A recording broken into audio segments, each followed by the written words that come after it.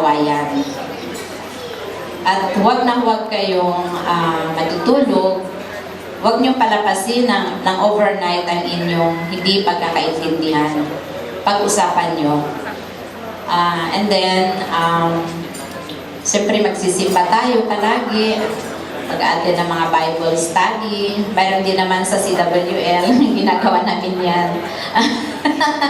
Si Ivy daw i-recruit na ni Sister Cora.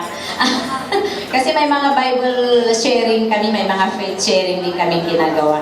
Anyway, basta yun, kung magkakaanak kayo, sana maging healthy din ang pagsasamahan yung dalawa.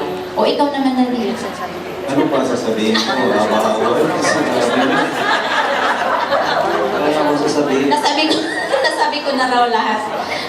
Thank you na lang. Thank you na. Nasabi ko na pala lahat. Congratulations sa inyong dalawa. Ivy, magmahalan. Magmahalan. Laging ilagay si Lord. The center of your relationship. Lagi magdasal talaga. Laging magdasal. Yun nga sa kasabihan, magdasal, magtiwala sa Panginoon Diyos. Huwag hayaang maghari ang kasamaan upang makamit ang tagumpay na hindi nalalamang sa kapwa. Yan, huwag manlalamang sa kapwa. Okay. Pakatandaan nyo huwag manlalamang sa kapwa. Tapos Okay. Thank you.